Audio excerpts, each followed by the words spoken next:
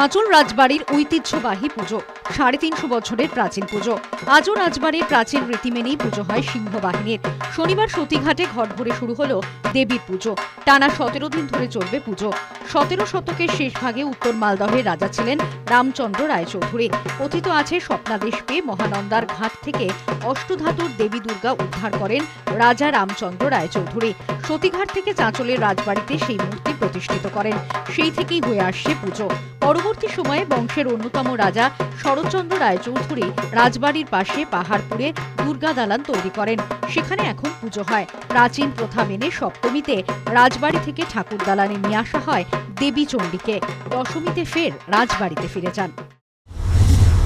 প্রায় ৩৫০ বছরের পুরনো রাজা এই পুজোটা শুরু করেছিলেন এবং রাজা মহাশয় এখানে পেয়েছিলেন মহানন্দা সতীঘাটায় মায়ের মূর্তি স্বপ্নাদেশে।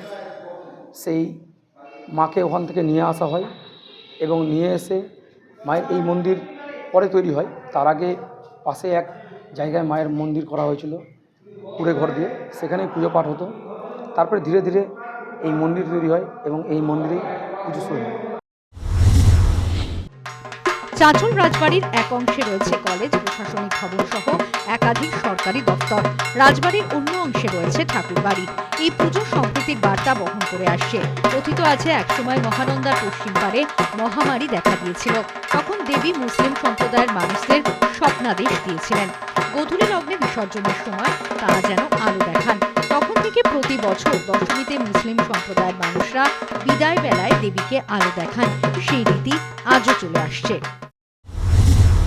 ঈশ্বরচন্দ্র রায়চৌধুরীর আমলে এই পুজো আরম্ভ হয় দেবীর স্বপ্নাদেশে। যেহেতু ঈশ্বরচন্দ্র রায়চৌধুরী স্বপ্নাদেশ পান দেবীর যে একটি ছোট্ট মূর্তি, সেটা চতুর্ভুজা মা চণ্ডীর মূর্তি বড়া মহানন্দার ঘাটে পান এবং সেটা প্রতিষ্ঠিত করেন। প্রথমে পাহাড়পুরেই প্রতিষ্ঠিত করেন, পরে চাঁচল রাজবাড়ি হওয়ার পর রাজ ঠাকুরবাড়িতে প্রতিষ্ঠিত করেন।